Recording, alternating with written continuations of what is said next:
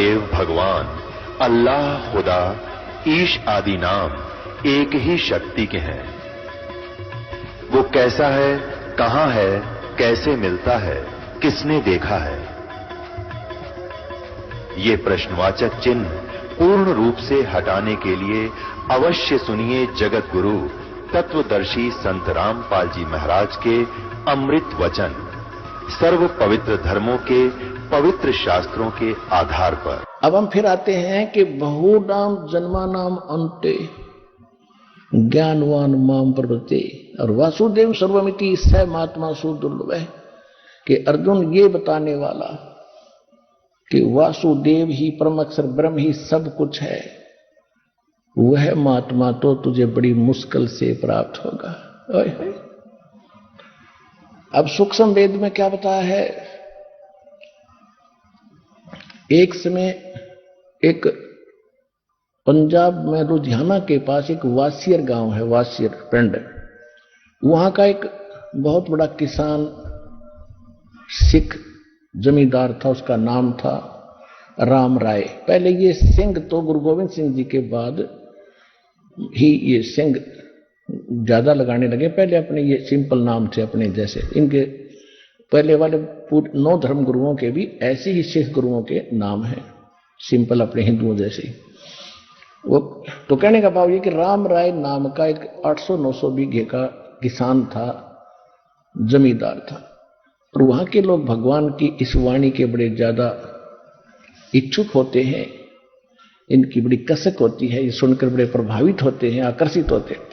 उस समय आदरणीय गरीबदास साहिब जी को परमात्मा कबीर जी सतलोक लेकर वापस छोड़ चुके थे। वो इस वाणी को उन्होंने लिखवा दिया था। इस वाणी को उनके शिष्य गरीबदास जी के शिष्य पढ़ा करते थे। जैसे आप पढ़ते हो नित्यनेम में, इसमें एक ब्रह्म वेदी आती है, ब्रह्म वेदी, ज्ञान सागर अति उजागर निर्विकार निरंजनम। तो ये इस ब्रह्म वेदी को एक गरीबदास जी का शिष्य कहीं सफर कर रहा था, रास्ते में वासियर गांव के बाहर बनी में रुक गया। गर्मियों का समय था। उस सामने रात में बनी में रुका, वहां नहा धोकर सुबह वो नित्यनेम कर रहा था। जुबानी याद थी उसको। ये राम राय जी सुबह सुबह फ्रेश होने के लिए बनी में गया था, गांव से बाहर, पिंड से बाहर। तो उसने वो आवाज कानों में पड़ी तो बहुत प्रभावित हुआ। उस भगत के पास बैठकर काफी देर वो वाणी सुनता रहा। तब उसने पूछा कि हे भक्त, ये वाणी किस महापुरुष की है? हमने गुरु ग्रंथ साहिब में तो कभी सुना नहीं इसको। ये तो मेरी आत्मा को खींच रही है जैसे चुंबक खींचता है। ये किस महापुरुष की है? उन्होंने बताया कि एक गरीबदास साहिब नाम के एक महापुरुष है, महात्मा, गांव छुडानी जिले जब थे नहीं, गांव छुडानी दिल्ली के पास, वहां उस गांव में है। रामराय जी ने पूछा क्या वो महात्मा अभी जीवित है जिन्होंने ये अमरवाणी बोली है? हाँ जी जीवित है। तो उन्होंने सोचा कि ऐसे महापुरुष के दर्शन करने चाहिए। ये सोचकर वो छुडानी पहुंचा।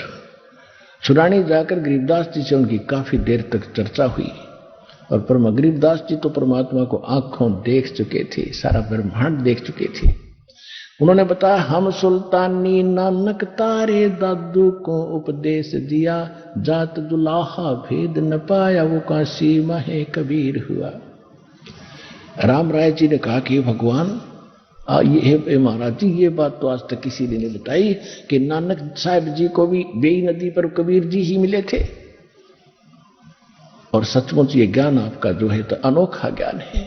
गरीबदास जी ने कहा कि ये बातें मैंने अपनी दिव्य दृष्टि से देखी है, परमात्मा की कृपा से मुझे ज्ञान प्राप्त हुआ।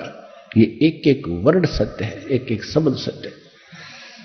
तो क्या कहता है कि हे भगवान, ये ज्ञान तो आज तक किसी ने हमें बताया नहीं। तो क्या कहते हैं गरीबदास साहिब ने वाणी में बोला है, उसको उर्फ नाम जुम्मकरा भी था उस राम राय का। जैसे गांव में एक सेकंड नाम रख लेते हैं, किसी का बुंडू, किसी का सुंडू, किसी का झंडू, वैसे रख लेते हैं। तो ऐसे उसका नाम झुम्मकरा भी था। और उस झुम्मकरा नाम से वो वहां परिचित भी नहीं था कोई छुडानी में, ना गरीबदास जी से उसने अपना झुम्मकरा बताया था नाम, केवल राम राय ही कहा था। झुम्मकरा उसको क्यों कहते थे कि वो आदमी घना शंका ज्यादा व्यक्त करता था, किसी भी काम में, यानी उसका दिमाग झूमता रहता था, कभी उसकी मान ली, कभी उसकी मान ली, कभी फिर दूसरे की मान ली, वो झूठ मान गया। इस तरह उसको झुमकरा कहने लगे पिंड गांव में। तो गरीबदास जी ने उसके झुमकरा नाम से संबोधित किया, तो वो भी प्रभावित हो गया, भाई इस महापुरुष ने मेरा यू उर्फ नाम कैसे पता लग गया। चलो वो तो बाद की बातें हैं। कहते हैं गरीबदास जी ने क्या बताया, कोटों मध्य कोई नहीं रे झूमकरा, अरबों में कोई गर्क सुनो राई झूमकरा, तत्व भेद कोई ना कह रे झूमकरा, ये पैसे ऊपर नाच सुनो रे झूमकरा। अब क्या बता रहे हैं गरीबदास जी कि इस ज्ञान के जानने वाला जो मैं तुझे बताने जा रहा हूं और जो मैंने इस वाणी में लिखवा दिया और जो मैंने तुझे बताया है, इसको करोड़ संतों में कोई जानने वाला नहीं होगा, करोड़ों में, अरबों में कोई एक होगा। गर्क, गर्क माने कंप्लीट इन ऑल रिस्पेक्ट। क्योंकि गरीबदास जी हरियाणा के जाट थे, धनखड़ गोत्र था, और इस ज्यादातर लैंग्वेज में अपने देसी शब्द यानी मातृभाषा हरियाणवी भाषा को ज्यादा समावेश किया हुआ है, क्योंकि इन लोगों को समझाना जरूरी था जहां आदमी रहता है। इन्होंने बोला है कि कोटों मध्य कोई नहीं, करोड़ों में कोई नहीं रे झूमकरा, अरबों में कोई गर्क। गर्क ये दो शब्द है हरियाणवी भाषा में। एक तेनों का अगर तेरा बेड़ा गर्क हो यानी तेरा नाश हो, और दूसरा गर्क का अर्थ है जैसे ये कहते हैं कि भाई ये व्यक्ति के पास इतना धन है, ये तो धन में गर्क है। एक गर्क का शब्द ये भी होता है। और एक किसी बच्चे में ताकत ज्यादा होती थी, पहलवान होता था, जो बोला भाई हांगे में गर्क हो रहा है, तो यानी शक्ति में ताकत में गर्क है। तो यहां जिसके पास कंप्लीट स्पिरिचुअल नॉलेज और भक्ति विधि है उसके विषय में कहा है कि कोटों मध्य कोई नहीं रहे झूमकरा, अरबों में कोई गर्क सुनो रही झूमकरा। यानी इस अध्यात्म ज्ञान का पूरी ताकत, पूरी भक्ति, सब कुछ जिसके पास है, कंप्लीट इन ऑल रिस्पेक्ट। दूसरे शब्दों में कहूं इस गर्क का अर्थ कि कोई अरब व्यक्तियों में, संतों में तुझे एक मिलेगा जो इस ज्ञान के जानने वाला होगा। आज विश्व की मानव आबादी, मानव जनसंख्या 7 अरब से ऊपर मानी जाती है, काउंटिंग हो चुकी है।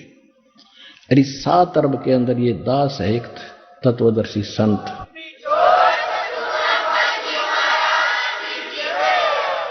फिर क्या बताया है कि तत्व भेद कोई ना कहे रे झुमकरा, ये पैसे ऊपर नाच सुनो राई झुमकरा।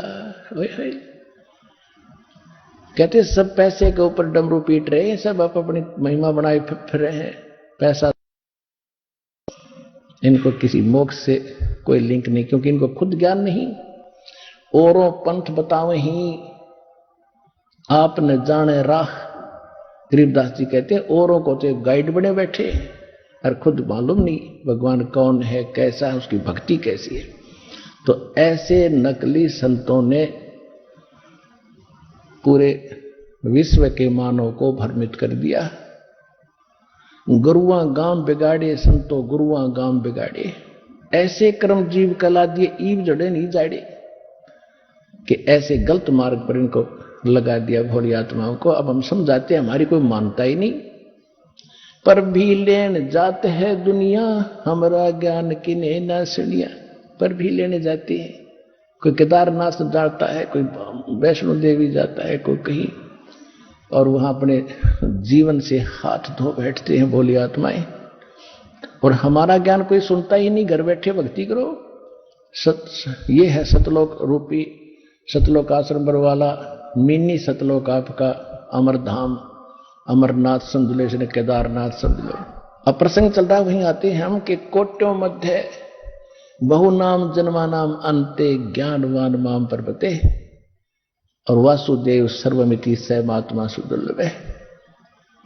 पुणात्माओं, प्रारंभ में दास प्रत्येक पुस्तक को रूबरू कर करके बोलता पीछे था, दिखाता पहले था।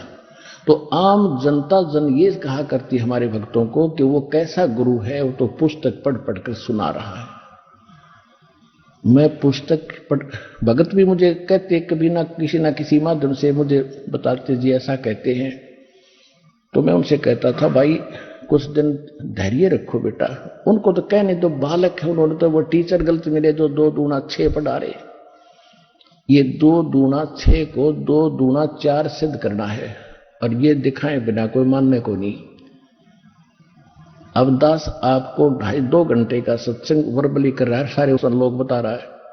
अगर ये बगैर दिखाए आपको पहले बताता तो एक नहीं सुनते, उठकर चले जाते आप लोग। पहले आपको पहली के बच्चे की तरह उंगली लाला पढ़वाया, ये देख ये देख ये लिख रखा है, यू लिखा, ये वेद में, ये गीता में, ये पुराण में, ये कुरान में, ये वेदों में, ये भगवान ने बताया।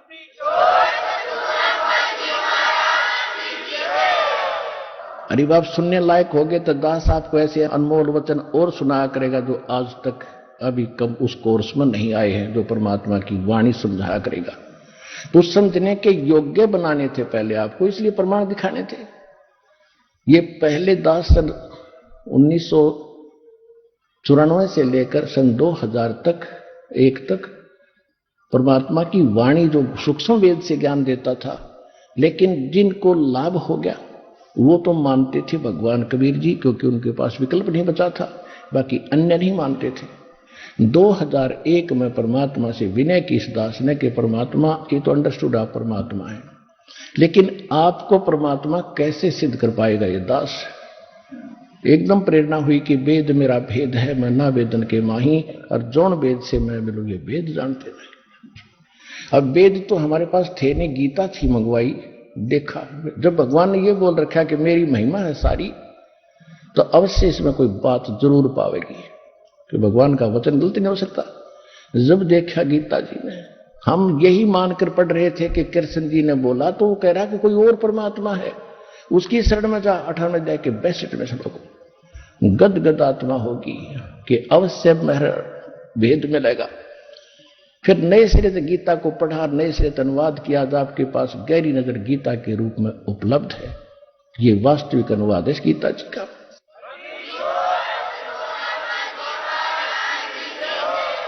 और गीता ज्ञानदाता खुद कहता है मेरा मैं नाशवान हूं, मेरी जन्म मृत्यु होती है। ओए होए। फिर देखा वेदों को, वेद संस्कृत में अनुवाद करनिया मैं ऋषि दयानंद, जिसने भट्ठा बैठा रखा, अनुवाद गलत कर रखे, जैसे गीता कर रखे थे, उत्तम का अनुत्तम का अति उत्तम लिख रखा। फिर भी परमात्मा ने जो बुद्धि दी थी दास को, उनके अनुवाद देखे, फिर उनसे हटकर अनुवाद यथार्थ किया, और फिर उससे ये भेद सामने आया कि कबीर इज गॉड। वेद बताते कबीर इज गॉड, वेद बताते परमात्मा साकार है।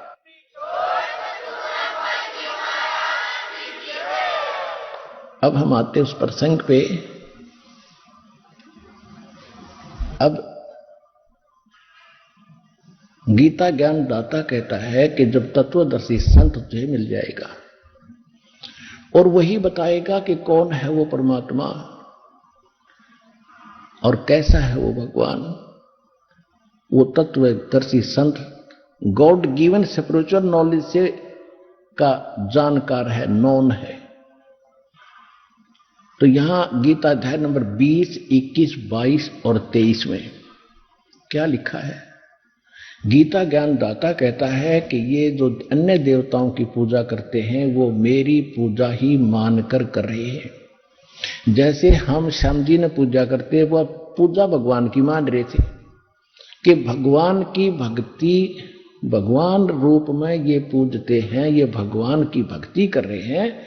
लेकिन ये इन अन्य देवताओं की जो पूजा करते हैं बुद्धिहीन बेबुद्धि के लोग, इन देवताओं को मैंने ही कुछ निर्धारित सीमित सी वो दे रखी पावर, उसी से ये आपको लाभ देते हैं, लेकिन ये मेरे द्वारा ही विधान किए हुए नियम से चल रहे हैं।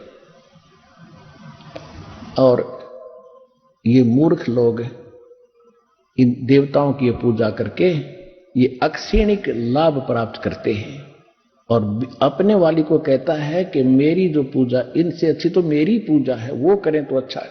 फिर अपने को भी कहता है वो भी अनुत्तम है, क्योंकि वास्तविक पूर्ण परमात्मा की पूर्ण मोक्ष और वास्तव परम शांति प्राप्त करने के लिए तत्वदर्शी संत के लिए ऑप्शन छोड़ दिया।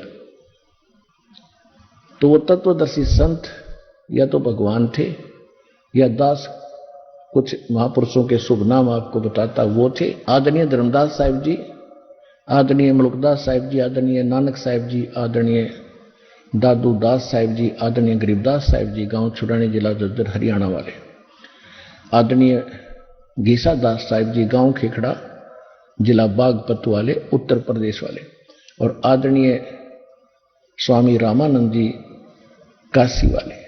ये महापुरुष तत्वदर्शी संत थे, लेकिन इन पर बैन लगा दिया था भगवान ने कि अभी इस ज्ञान को डिस्क्लोज ना कर। धर्मदास मेरी लाख दुहाई, ये मूल ज्ञान कई बार न जाई।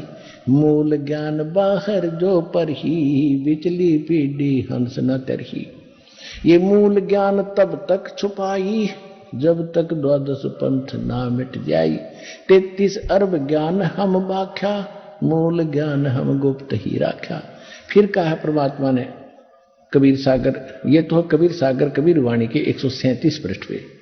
एक कबीर सागर के अंदर कबीर चरित्र बोध के 1870 पृष्ठ पे लिखा है, धर्मदास मेरी लाख दुहाई, ये सार शब्द कई बार न जाई। सार शब्द बाहर जो पढ़ी, ये बिचली पीढ़ी हंस न तेरी। अब ये बिचली पीढ़ी अब प्रारंभ है सत्य कलयुग की। प्रथम पीढ़ी वो थी, प्रथम चरण वो था कलयुग का, जिस समय परमात्मा सहशरीर आए थे, कमल के फूल पर प्रकट हुए थे। वहां से डीरूनीमा नाम के जुलाहा उनको पालक उठा ले गए थे। धीरे धीरे लीला करते हुए बड़े हुए, फिर जुलाहे का काम करते थे, साथ में प्रचार, अपना ज्ञान भी प्रचार करते थे। 64 लाख शेष हो गए थे उस परम पिता परमात्मा के एक धानक के, जो आज से 450-500 वर्ष पहले, यानी 120 वर्ष रहे परमात्मा। 1398 से 1518 तक उनके 64 लाख शेष हो गए थे। ना कोई मीडिया था, ना कोई प्रचार का माध्यम था, क्योंकि परमात्मा एक समय में हजारों जगह प्रकट हो जाते थे। कोई आनिया नो बतानिया नहीं था कि वहां भी परमात्मा थे, वहां भी थे, कुछ 6 महीना में पता लगता कौन कहां थे। ऐसे कन्वेंस थे। तो ऐसे 64 लाख से संभाल के हुए थे। तो कहने का भाव यह है कि उस परमात्मा ने वो 600 वर्ष पहले ज्ञान इन महापुरुषों को दिया था। उस समय ये कहा था कि धर्मदास, हाँ, प्रथम चरण जो था, जो परमात्मा सहशरीर आए थे और मगर स्थान से सहशरीर चले गए थे। परमात्मा ने कहा कि प्रथम चरण कलयुग निर्वाणा और तब मगर मांडू मैदाना। कबीर सागर कबीर वाणी 137 पृष्ठ पर यह वाणी लिखी है। और इसमें यह भी लिखा है कि कबीर वाणी के अंदर 136 137 पृष्ठ पे कि 12 पंथ नकली चलेंगे मेरे नाम से, और 12वें पंथ का प्रवर्तक गरीबदास जी होगा। उसके द्वारा मैं अपनी महिमा की वाणी पुनः प्रकट करवाऊंगा। उस वाणी को कोई समझ नहीं सकेगा, ना गरीबदासी समझ सकेंगे, ना कबीर पंथी समझ सकेंगे।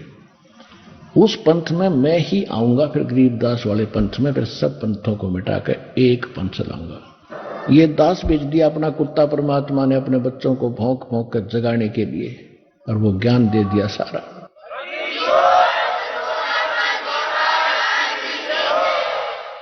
तो ये प्रथम चरण वो था कलयुग का। और फिर बिचली पीढ़ी बता दी कि एक बार काल का और परमात्मा का संवाद हुआ था। काल ने कहा था आप कहां जा रहे हो। पहले तो बकवास करी थी, जो भगवान के सामने इसकी पार नहीं बसाई, तो इसने फिर फरियाद करी थी कि परमात्मा कहां जा रहे हो, कि मैं नीचे जाऊंगा और तेरी पोल खोलूंगा, सब्जियों को बताऊंगा तू भगवान नहीं है, तू काल है, तू कपटी है, या छुपा बैठा है, तेरा किसी को मालूम नहीं, तेरा भेद बताऊंगा। और सत भक्ति दूंगा जो मेरे को मालिक ने दी है। परमात्मा अपने को छुपा कर यहां लीला कर रहे थे। यदि उस काल को पता चल जाए ये स्वयं भगवान खड़े हैं तो कलेजा फट जाता, उसका हार्ट अटैक हो जाता। तो इसलिए मालिक छुप कर आए, अपना भेद छुपा कर अपने आप को एक दास बताए कर यहां लीला करे हमारे लिए। तो उसने कहा कि आप क्या क्या करोगे, कैसे करूंगा, एक सतनाम दूंगा और सबको पार कर दूंगा। सब यहां से तेने क्या हाल कर रखा है, इनका हाहाकार मचा हुआ है। तो फिर इसने विनय की थी कि 3 युगों में जीव ना ले जाना भगवान, चौथे युग में कितने ले जाना। परमात्मा को मालूम था कि सतयुग त्रेता द्वापर में ये दुखी नहीं होंगे, और जब तक ये दुखी नहीं होंगे इतना मुझे पहचानेंगे नहीं। जैसे दास पूजा कर रहा था रामकृष्ण, बाबा श्याम जी, हनुमान जी की, और घर में सुख हुआ, पढ़ा, नौकरी लग गया, ब्याह हुआ, बेटा बेटी हुई, सारे सुख हो गए। और हम सोचा करते थे श्याम जी दे रहा है, कभी हनुमान जी कृपा कर रहे हैं, कभी विष्णु जी कृपा कर रहे हैं, अरे ये मिल रहा था प्रारब्ध। तो परमात्मा ने ये बताया कि जब तक तुम किसी की पूजा करते रहो, तुम्हारे पुण्य चलते हैं, तो भगवान आपको सुख देता ही रहेगा, चाहे उसको गाली देते रहो। और जब पुण्य समाप्त होंगे, जब देखना जिन पूजाओं को तुम कर रहे हो वो कोई भी कुछ भी साथ आपको नहीं दे पाएगी। तो सतयुग त्रेता द्वापर में इनके पुण्य चलते हैं और ये किसी की भी पूजा करते सुखी नजर आते हैं। इसलिए भगवान की यथार्थ ज्ञान को स्वीकार कोई करने वाला था ही नहीं। इसलिए परमात्मा ने काल को कह दिया, ठीक है तथास्तु। चौथे युग में फिर काल बोला, ऐसे कर दूंगा इनको, ये भक्ति योग्य नहीं छोड़ूंगा, विकारी बना दूंगा, पत्थर पूजन पे लगा दूंगा, तीर्थ बनवा दूंगा, और इनकी ऐसी बुद्धि भ्रष्ट कर दूंगा, तेरा ज्ञान नहीं सुनेंगे। इसने दूसरी बात ये कही थी कि परमात्मा ने कहा था, चौथा युग जब कलयुग आएगा तब मैं अपना एक दास बेचूंगा। परमात्मा छुपकर ही बोलते हैं। तो इसने एक प्रार्थना की थी कि भगवान कलयुग में पहले मेरे दूत चले जा प्रचारक, उसके बाद अपने भेजना। परमात्मा बोला तथास्तु भाई, चलिए अभी तेरी मान ली। उसने चतुरता तो यह करी थी कि सब नहीं सा कंडम करवा दूंगा, झूठे पंथ बना के, नकली पंथ चला के, ये हजूर साहेब और फलाना साहेब क्या करेंगे, कख इनके पास नहीं, तो सारे भक्तिहीन होकर मेरे मुख मांगेंगे। परमात्मा को मालूम था कि पहले अगर इसके दूत नहीं जाएंगे तो फिर हम बिनता कैसे बताएंगे। परमात्मा बोले तथास्तु। अब आप देख रहे हो, आज तक के जितने ऋषियों ने जो अनुभव बताया वो पुराणों में विद्यमान है। आज तक के जितने पंथ चल रहे, आचार्य शंकराचार्य, इनका ज्ञान आपके पास है। ये राम और कृष्ण तीनों देवताओं, ब्रह्मा विष्णु महेश की पूजा बताते हैं, इनको फाइनल मानते हैं। और ये जितने निरंकारी पंथ या और जैसे हिंदू धर्म में चल रहे हैं ये, और या राधा स्वामी पंथ से निकली हुई सच्चा सौदा सरसा वाले पंथ, ये क्या ज्ञान बता रहे हैं, ये सतलोक की महिमा गाते हैं। तो मालिक को मालूम था कि मेरा दास बाद में जाएगा, और ये अपना अनुभव बनू कर इनकी पुस्तकें छप चुकी होंगी, फाइनल हो चुका होगा, फिर वो बोल नहीं सकते कि हम ये ज्ञान नहीं देते, हम ये नाम नहीं देते। मेरा दास जाएगा, इनकी पोल खोलेगा, ऐसा इंस्ट्रूमेंट दूंगा उस दास को बना करके।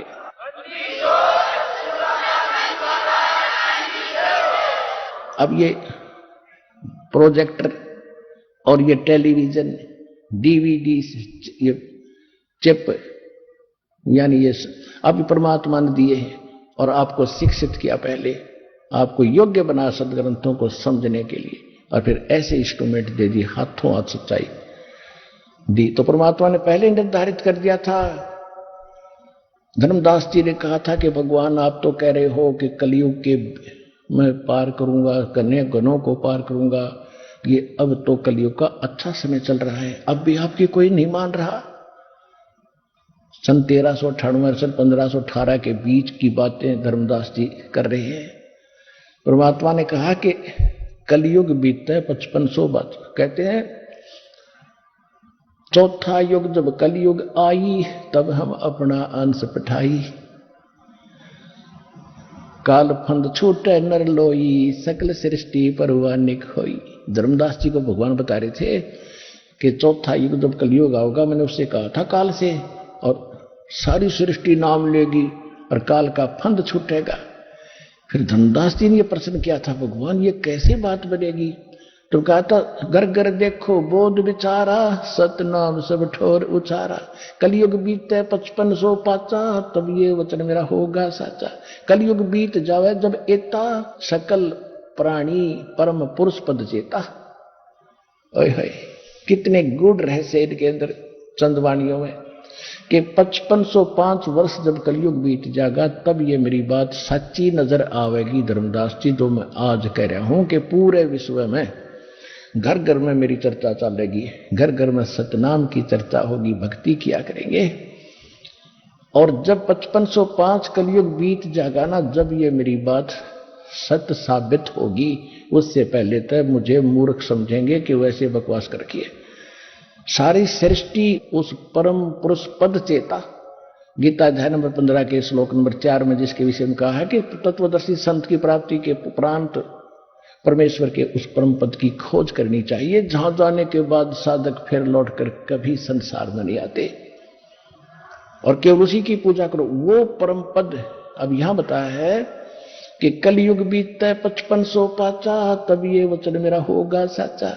कलयुग बीत जावे जब एता, जब कलयुग इतना यानी 5505 बीत जाएगा, सकल प्राणी सकल जीव जो मनुष्य शरीरधारी है और परम पुरुष पद चेता, परम पुरुष उस परम अक्षर ब्रह्म पूर्ण परमात्मा के उस परम पद के चेता माने जानकार होंगे, जहां जाने के बाद साधक फिर लौट कर कभी संसार में नहीं आते।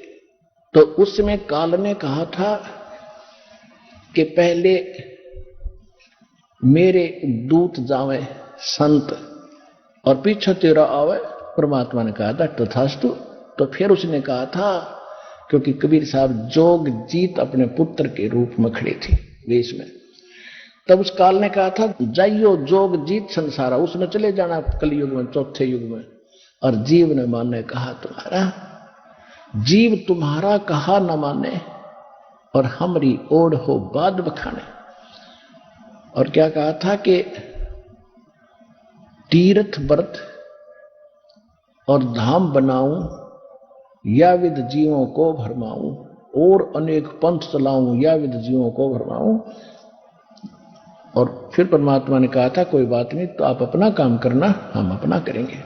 तो आज आप देख रहे हो काल ने भी कसर नहीं छोड़ रखी। अभी कुछ दिनों में कितने पंथ चल गए, ये राधा स्वामी पंथ जैसे काबली की करोगी तो कितना उगेगा, क्योंकि अंग उग गया करे, घटिया चीज होती है जिसकी कति जरूरत ना, योड़ंगा झाड़ी बोझड़े, तो ये अपने आप उग गए।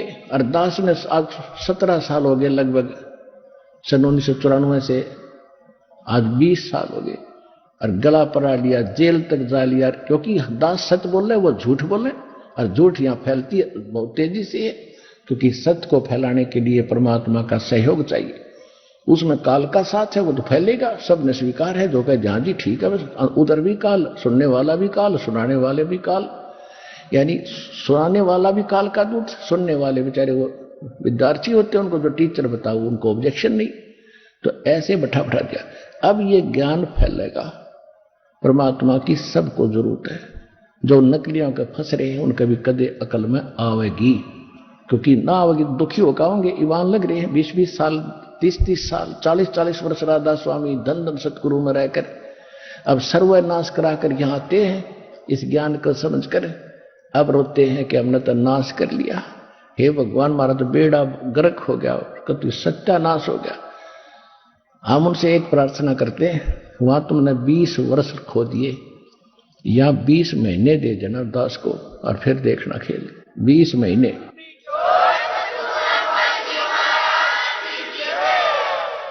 अब जो प्रसंग चल रहा था आज का,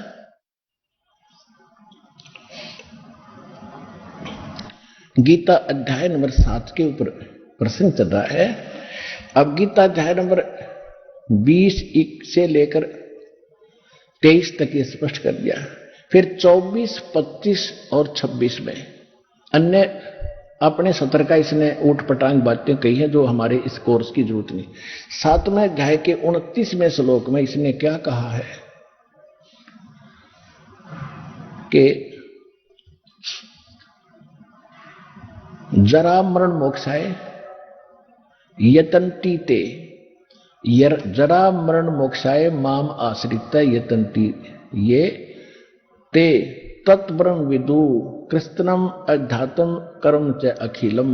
होय होय, कहते मेरे इस ज्ञान को जो आश्रय कर लेता है कि तत्वदर्शी संत की खोज करो, उनसे पूर्ण परमात्मा की जानकारी के बारे में पूछो, वो बताएंगे आपको सही ज्ञान।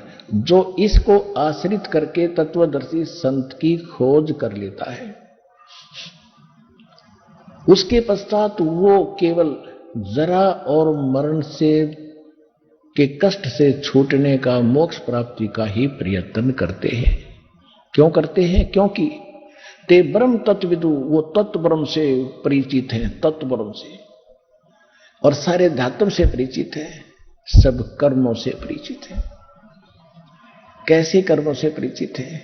जैसे एक समय अध्यात्म तो आपको बताई दिया, ए से लेकर जेड तक गिनती दास ने कर दी। ब्रह्मा विष्णु में इसकी क्या स्थिति है, सरपुरुष कौन है, 21 ब्रह्मांड का स्वामी ये ब्रह्म है। अक्षर पुरुष ये 7 संग ब्रह्मांड का स्वामी है, ये दोनों नाशवान, इनके अंतर्गत जितने प्राणी हैं वो भी जन्म मृत्यु के अंदर है, और ये खुद भी नाशवान जन्म मृत्यु है। तो कर्म अध्यात्म और फिर पूर्ण परमात्मा कोई और है। तो ये तो अध्यात्म ज्ञान बता दिया आपको। मोक्ष, अगर आपने पूर्ण मोक्ष चाहिए तो वो नाम भी भिन्न है, वो साधना अलग है। फिर कर्म कैसे है? मन तू पावेगा अपना किया रे, भोगेगा अपना किया रे। मन तू पावेगा अपना किया रे, भोगेगा अपना किया रे। जैसे कर्म करोगे वो भोगने पड़ेंगे। अब कर्म ही क्यों ना सुधारे हम पहले, हम कर्म अच्छे करें। जैसे भक्ति कर्म कर रहे हैं वो भी गलत, शास्त्र विदिता कर्म अनुमानाचरण कर रहे हैं, उनका कोई लाभ होना नहीं। और बाकी हम कर्म ठीक कर ही नहीं रहे, क्योंकि हम किसी को लूटते हैं, रिश्वत लेते हैं, मिलावट करते हैं, अटपट करते हैं। ये हमने देना पड़ेगा, ये हमने भोगना पड़ेगा। जैसे एक समय एक गुरु शिष्य चले जा रहे थे, रास्ते में एक मछलियां पकड़ने वाला शिकारी मछली पकड़ रहा था और मछलियों को जाल भर भर के बाहर डाल रहा था। वो तड़फ तड़फ कर मर रही थी। तब गुरु जी से शिष्य ने पूछा कि हे गुरुदेव, इस अपराधी प्राणी को क्या सजा मिलेगी, कैसे पाप कर रहा है, कैसे जीव मर रहे हैं इसके सामने, इसको जरा रहम नहीं। गुरु जी ने कहा बेटा इसका उत्तर मैं फिर दूंगा। 5, 7, 10 वर्ष के बाद फिर गुरु शिष्य दोनों चले जा रहे थे। आगे एक हाथी का छोटा सा बच्चा उछल कूद मचा के कूद रहा था। वो वृक्षों के बीच में फंस गया, 2 वृक्षों के बीच में, और ऐसे ऐसे झटके झुटके मार कर वो निकलता गया, लेकिन खाल छुल गई उसकी।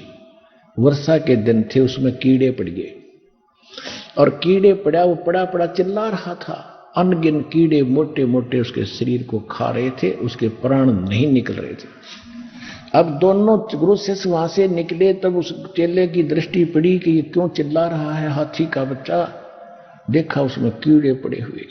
तब उसने पूछा गुरुदेव, इस प्राणी ने कौन से जन्म में ऐसा कौन सा कर्म किया था जिसको इतना दंड भोग रहा है, कीड़े खा रहे हैं। तब उसने कहा कि सुन बेटा, जिस उस दिन तो मछियारा था ना, वो मछियां पकड़ रहा था और वो मछियां को बाहर डाल रहा था, तड़प तड़प के मर रही थी।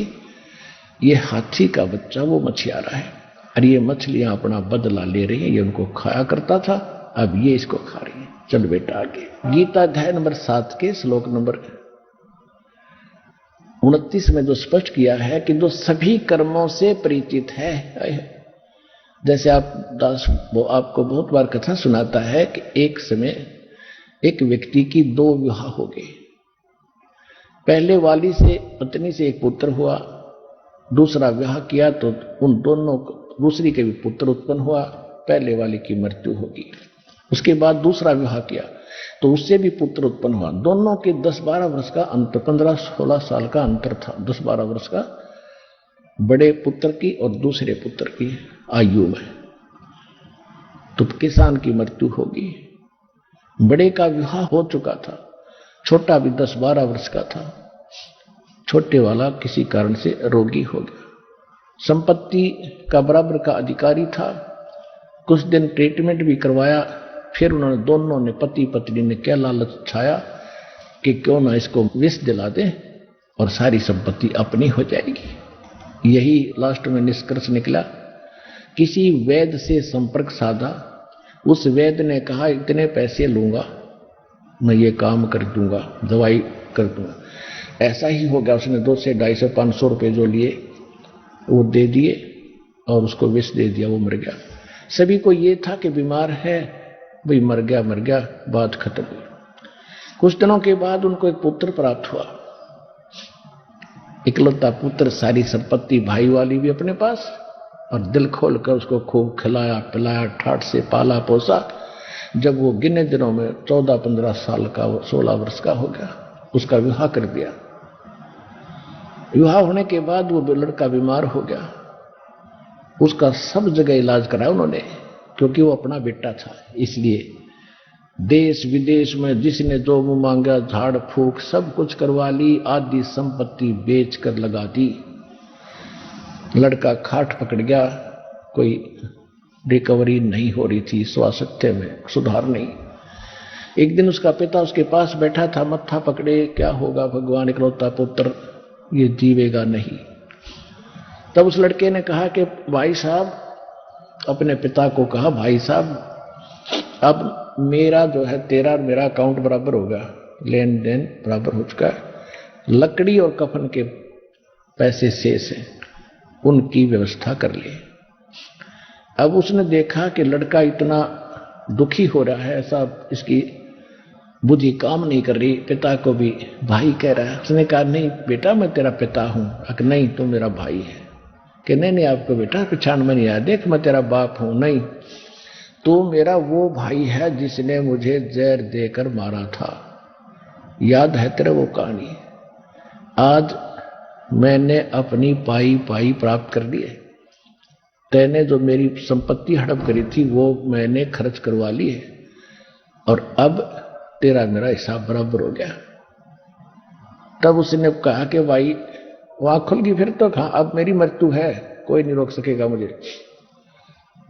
तब उसने कहा कि एक बात बता दे भाई साहब, तेरी बात सारी सच्ची, मेरी आंख खुल गई, मेरा तो कुल नाश हो गया, तू मर गया तो कुछ नहीं मेरे पीछे, या संपत्ति के काम आई जो शेष बची है। पर एक बात बता, मैंने जैसा जुल्म किया था वो तो मेरे को मिल गया, ठीक है, मैंने तो अपना कर्म किया, पा लिया। लेकिन ये लड़की जो कन्या तेरे ब्याही आई है, तेरी पत्नी है, इसने के पाप कर दिया, अब ये जिंदी जलाई जाएगी। क्योंकि उस समय सती प्रथा जोरों पर थी, मरने वाले की पत्नी साथ फूकी जाती थी उसी चिता।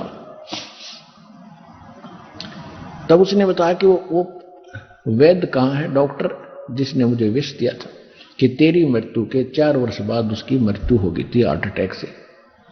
उसने कहा, लड़के ने कहा कि ये वही दुष्ट आत्मा है जो आज मेरी पत्नी रूप में आई है, अब यह जिंदी फूकी जाएगी, इसको यही सजा पर्याप्त है। मन तू पावेगा अपना किया रे, भोगेगा अपना किया हरे। मन तू पावेगा अपना किया रे, भोगेगा अपना किया हरे। भाई मीरा बाई को मारन लगे जहर का प्याला प्यारे, मीरा बाई को मारन लगे जहर का प्याला प्यारे। पीवत ही अमृत हो गया सर्द ही, और मन तू पावेगा अपना किया रे, भोगेगा अपना किया रे। भाई 33 करोड़ यज्ञ में आए वो 88 सारे, 33 करोड़ यज्ञ में आए 88 सारे। 12 कोट वेद के वक्ता वहां सुपच का शंख बजारे, मन तू पावे गया अपना किया रे, भोगे गया अपना किया रे। अब क्या बताया है सुख संवेद में गरीबदास जी की वाणी में, ये कर्म आपको बता दिए, ऐसे करोगे तो ये फल मिलेगा। यदि भक्ति करोगे जैसे मीराबाई को मारन लगे और विष का प्याला प्यारे, और पीवत ही अमृत बन गया वो भक्ति के कारण, और हो गया ठंडक ही यारे। या तो विष ने मार डालना था, और उस बाई ने जब पिया तो ठंडा हृदय हो गया, जैसे ठंडा शीतल जल अमृत पी लिया हो। विष ने असर नहीं किया। कि तुम भी ऐसी भक्ति करो, ऐसे कर्म करो, मालिक तुम्हारा साथ दे, विशेष आपत्ति में आपके साथ रहे और भी सुख दे। फिर क्या बताया है भाई, 33 करोड़ यज्ञ में आए 88 सारे, 12 कोट वेद के वक्ता, वहां सुपच का शंख बजा रे मन तू, पावे गया अपना किया रे, भोगे गया अपना किया रे। जब पांडवों ने एक अश्वमेघ यज्ञ की थी श्री कृष्ण जी के निर्देशानुसार, और उसमें एक शर्त रखती थी कि यज्ञ की संपूर्ण होने की एक पहचान होगी, एक शंख रख दिया 5 मुख का, और अलग से सुसज्जित स्टेज बना के रख दिया कि जब कोई पहुंचे हुए महापुरुष भक्त, सत्य भक्ति करने वाले सतगुरु के भक्त, सत साधक यहां भोजन कर लेंगे तो ये शंख अपने आप बजेगा। शंख बज गया तो समझो तुम्हारी यज्ञ संपूर्ण, और जिस उद्देश्य से ये यज्ञ की जा रही है वो दुख दूर होंगे। कौन से? युद्ध में जो पाप करे थे और युधिष्ठिर को बुरे सपने आए थे, उसका समाधान बताया था श्री कृष्ण जी ने। तो उसके उपलक्ष्य में उन्होंने सारे पूरे विश्व के साधु संत महात्मा और 33 करोड़ देवता और 88,000 ऋषि, 12 करोड़ ब्राह्मण जिनको वेद कंठस्थ याद थे, 12 कोट वेद के वक्ता उस यज्ञ में आए। 56 करोड़ यादव वहां पर थे। श्री कृष्ण जी सबने भोजन खा लिया, शंख नहीं बजा। और फिर एक बाल्मीक नीचे कुल साधु, जिन शंख पचायन पूरा नादू। अब शंख, सुदर्शन ने वहां भोजन खाया और शंख की आवाज पूरे स्वर्ग तक गई। कहते वो सुदर्शन कौन था? अब जो सत्संग आज का चला था कि सत्संग सतगुरु करते हैं, भगवान कर सकते हैं, तो उस समय परमात्मा स्वयं करुणा में नाम से आए हुए थे। केवल सुदर्शन जी ने, उस सुपच ने, एक छोटी जाति वाले बाल्मीक जाति वाले ने परमात्मा कबीर जी करुणा में रूप में, गुरु रूप में स्वीकार किए थे। उन्होंने ये भक्ति की थी जो प्रथम 5 नाम की जो दास आपको देता है, वो तो बाद में फिर दिए जाते मंत्र मंत्र लास्ट के, जब उसको पार ही करना था वो दिए थे। तो उस समय इन प्रथम मंत्रों की भक्ति वो कर रहा था, और वहां 33 करोड़ देवता, 88,000 ऋषि, 12 करोड़ ब्राह्मण आगे बैठ गए थे। उनसे शंख यानी यज्ञ पूर्ण नहीं हुई थी। और सुपच ने वहां परमात्मा वैसे तो अलग कहानी, फिर भी मालिक ने अपने बच्चे को महिमा दी है। क्या बताया है भाई? 33 करोड़ यज्ञ में आए 88 सारे, 12 कोट वेद के वक्ता, वहां सुपच का शंख बजा रे मन तो पावेगा अपना किया रे, भोगेगा अपना किया हरे। तो ये बताना चाहते हैं कि तुम ऐसे कर्म करो भक्ति के, दुनिया में नाम भी हो, तुम्हारे काम भी सरे, तुम पर कोई आपदाएं भी असर ना करें, और आपके ये सारे 3 ताप का भी नाश हो।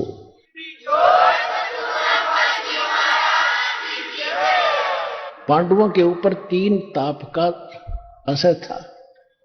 प्रेत आत्मा, प्रेत बाधाएं उनको सता रही थी, वो भी श्री कृष्ण जी से नहीं, उस परमात्मा के उस सतगुरु के साधक से, सुपच के भोजन करने से, और तब उनकी वो आपदा भी तब समाप्त हुई। तुम कौन राम का जपते जापम, तात कटे ना तीनों तापम, बंदी छोड़ हमारा नामम, अजर अमर है अस्थिर ठामम। तो परमात्मा कहते हैं, जय सतगुरु की संगत करते सकल कर्म कट जाई, अमरपुरी पर आसन होते जहां धूप ना छाई। यानी जय सतगुरु की संगत, यानी सतगुरु मिल जाता तो ऐसी भक्ति करवाता, ना फिर पुनर्जन्म होता, सतलोक में चले जाते जहां सदा सुखी रहते। तो वो सतगुरु आज ये दास आपके सामने है।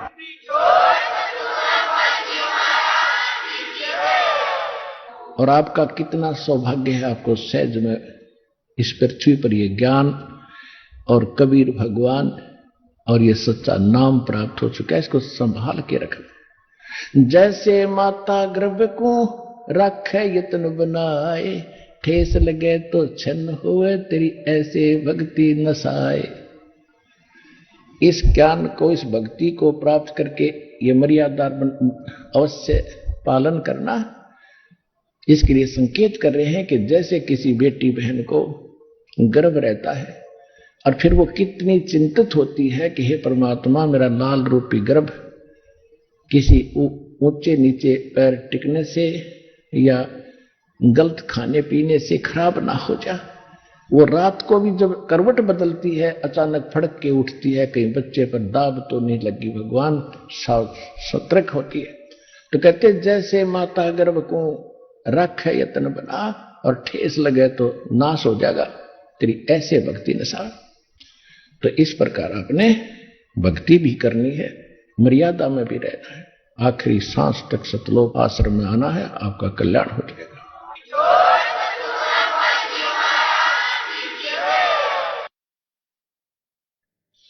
परम पिता परमात्मा पूर्ण ब्रह्म सर्व सृष्टि रचनहार कबीर देव, कबीर साहेब, कबीर परमात्मा की असीम रजा से आप सभी पुण्यात्माएं सत्संग सुनने के लिए उपस्थित हो सके।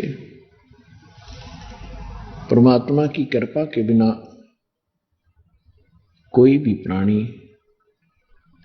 परमात्मा की भक्ति नहीं कर सकता। और जो प्राणी भक्ति कर रहे हैं,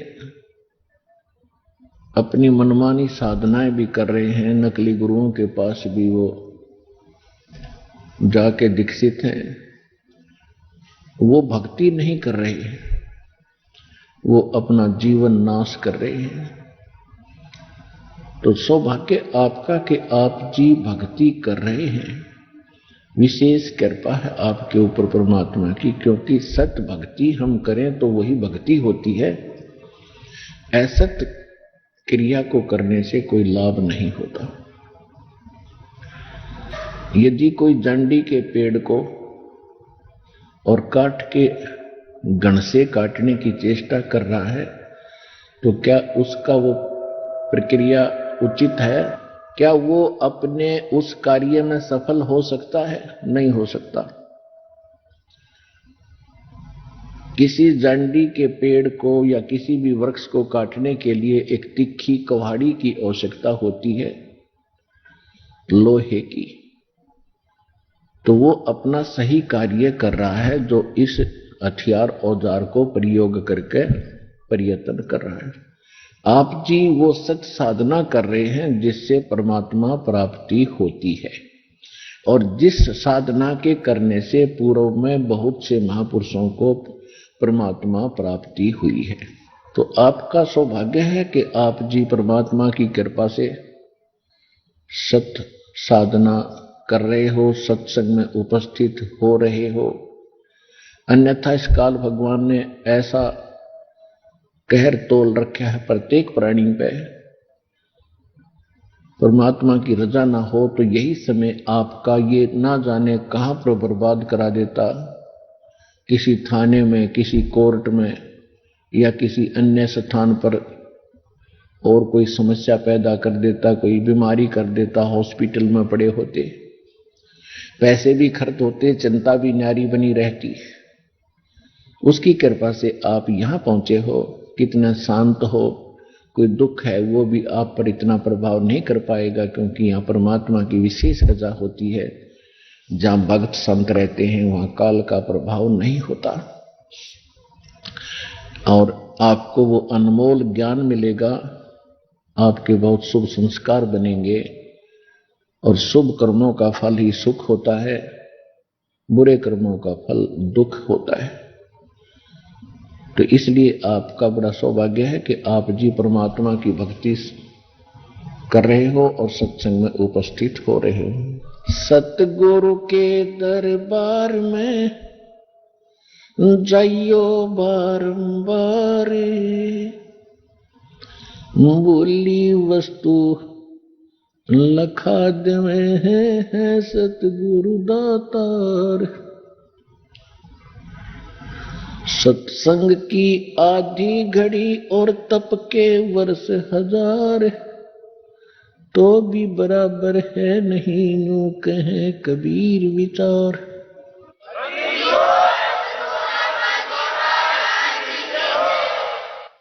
संत मिलन को चालियो तज माया अभिमान, जो जो कदम आगे रखे वो है यज्ञ समान। आइए अब हम उन श्रद्धालुओं के अनुभव जानते हैं जो जगत गुरु तत्वदर्शी संत रामपाल जी महाराज जी से दीक्षा प्राप्त कर चुके हैं तथा उनके द्वारा बताए गए भक्ति मार्ग पर चल रहे हैं। नमस्कार सर। नमस्कार जी। सर क्या नाम है आपका? मेरा नाम मनोज कुमार है जी। मनोज कुमार जी, आप कहाँ से हैं? मैं जलेसर डिस्ट्रिक्ट एटा उत्तर प्रदेश का रहने वाला हूँ। मनोज कुमार जी, संत रामपाल जी महाराज से कब जुड़े आप? सर जी, मैं संत रामपाल जी महाराज से 17 अप्रैल 2012 में जुड़ा था। संत रामपाल जी महाराज से जुड़ने से पहले क्या आप कोई भक्ति साधना भी करते थे? जी सर, हम जैसे समाज में हमारे में जो पूजा चलती है वो भी किया करते थे। इसी में जो है मुझे एक संत आसाराम बापू जी हैं, वो हमारे पड़ोस में, वो उनकी मतलब शिष्य थे, तो वो उन्होंने हमें बताया था कि ऐसे ऐसे वहाँ पे चले। मुझे सर जी एक बहुत ही लाइलाज बीमारी थी, तो वो ठीक नहीं हुई थी, तो वो बोले कि वहाँ पे चलो आसाराम जी के उसमें सत्संग में, तो वहाँ पे आप ठीक हो जाओगे। तो मैंने बोला चलो, तो वहाँ पे गए थे। तो सर जी वहाँ पे जो है वो नाम दीक्षा, जैसे आसाराम बापू है ना, तो वहाँ पे नाम दीक्षा जो देते थे वो, तो जैसे नाम दीक्षा वालों के लिए वो अपना एक पैकेट देते थे अलग से, तो उसमें जो है पैसे लगते थे, तो वो 150-200 रुपए का पैकेट दिलवाया था वहाँ पे उन्होंने। देने के बाद और जो नाम दीक्षा देते हैं ना, वो आगे बैठा लिया करते थे और बाकी पीछे, तो वहाँ पे हजारियों की तादाद में ऐसे लगाते थे वो लाइन। तो वहाँ पे जो है आसाराम बापू स्टेज पे आते थे, तो वो बोलते थे कि वो करीब 6-7 मंत्र देते थे जो आगे बैठे थे जिन्हें दीक्षा दी जाती थी। तो वो 6-7 मंत्र देते थे ना, तो वो बोलते थे कि जिसको जो अच्छा लगे वो अपना चॉइस कर ली इसमें से। तो वो हमने एक मंत्र चॉइस किया था उसमें से, ओम नमो भगवते वासुदेवा, तो उसी मंत्र का जप किया करते थे। तो सर जी एक बार उनका समागम हुआ था मथुरा में, तो वहाँ पे भी गए थे हम।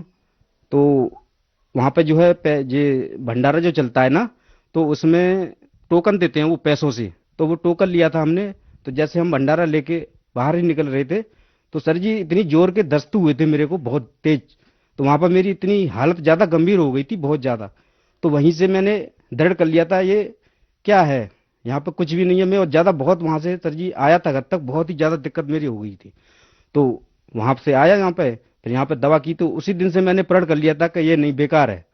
फिर यहाँ पे आने के बाद जैसे हमारे गांव में ये भगत बोलते थे, यहाँ पे जो है संत रामपाल जी के भगत जिन्हें बोलते थे, हम तो जानते भी नहीं थे कि भगत क्या होता है, कैसे होते हैं, तो हम इनकी हंसी उड़ाया करते थे। तो एक हमारा ताऊ का लड़का है, वो भी जुड़ा हुआ था संत रामपाल जी महाराज की शरण में, तो उससे हमारी बहस हुआ करती थी।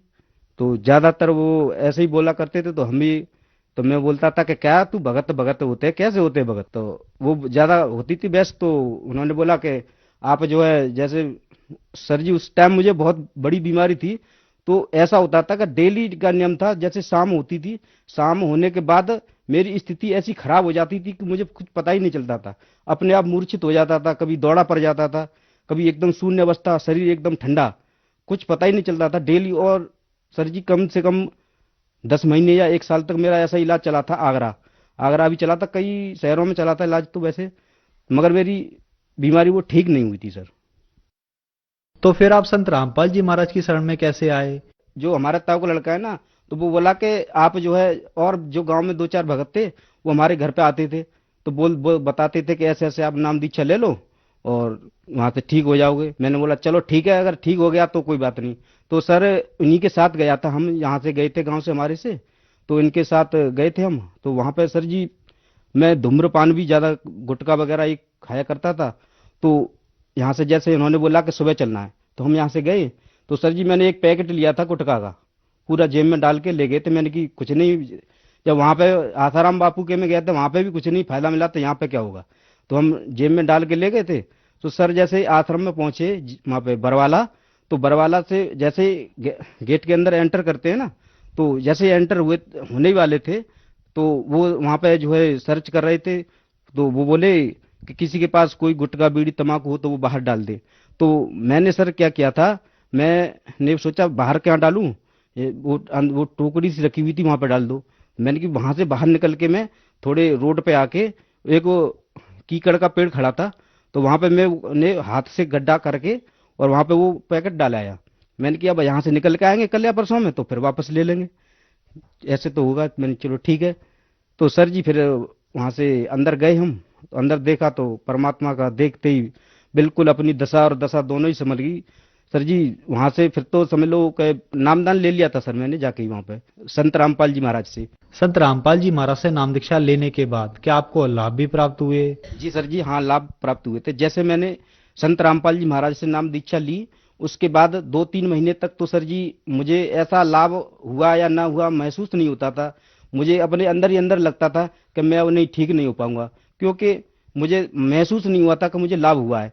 मगर सर जैसे पहला मंत्र जब गुरुजी संत रामपाल जी ने दिया था, उसके 4 महीने बाद करीब 19 अगस्त 2012 में जैसे मैंने सतनाम की दया बख्शी संत रामपाल जी महाराज ने, जिसे शाम को मैंने जैसे गुरुजी ने सतनाम दिया था ना, उसी शाम को जैसे हम लेटे हुए थे आश्रम में ही, तो लेटते ही जैसे ही पहली नींद आई थी तो गुरुजी है का संत रामपाल जी मेरे सपने में आ गए। सपने में आके मेरे से बोले कि बेटा इसी 2012 में तेरी मौत थी, परमात्मा ने तुझे तेरी आयु बढ़ाई है। तो वो गुरुजी बोले संत रामपाल जी महाराज कि बेटा तेरी 8.5 साल परमात्मा ने बढ़ाई हैं। तो संत रामपाल जी महाराज बोले कि तेरी जो है 8.5 साल परमात्मा ने बढ़ाई हैं और भक्ति कर बेटा और तेरी आगे उम्र बढ़ती चली जाएगी। तो परमात्मा ने ये लाभ दिए थे। जैसे परमात्मा बता के और चले गए, बता के जाने के बाद सुबह सर जी मुझे यही नहीं पता मेरी बीमारी कहाँ चली गई, तब से लेके आज तक मैं बिल्कुल स्वस्थ हूँ सर जी। और हमारे जो विकार थे हमारे अंदर, और जो हमारे जो फिजूल खर्ची थी, वो सारी संत रामपाल जी महाराज ने छुड़ाई। तो उसके बाद हमारी आर्थिक स्थिति बहुत अच्छी हुई।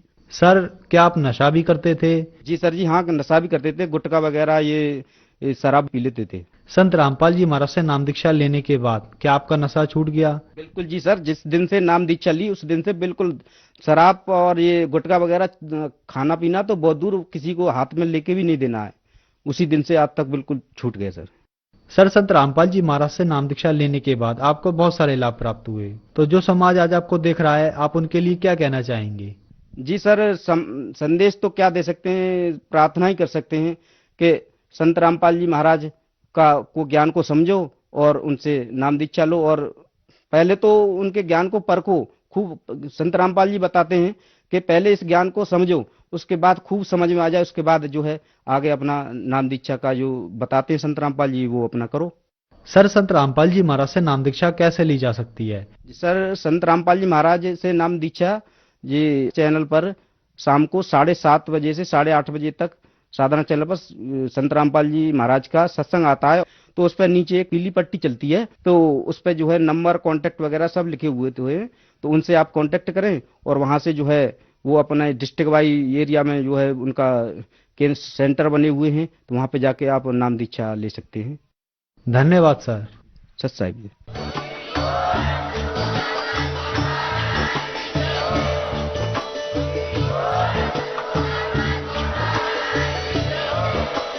आप सुन रहे थे जगत गुरु तत्वदर्शी संत रामपाल जी महाराज जी के मंगल प्रवचन। अधिक जानकारी के लिए विजिट कीजिए हमारी वेबसाइट www.jagatgururampalji.org। संत रामपाल जी महाराज जी के शुभ आशीर्वाद से पूरे विश्व भर में 500 से भी ज्यादा नाम दीक्षा केंद्र हैं, जिन पर संत रामपाल जी महाराज जी द्वारा ऑनलाइन निःशुल्क नाम दीक्षा दी जा रही है। अपने नजदीकी नाम दीक्षा केंद्र का पता करने के लिए संपर्क करें 8222880541।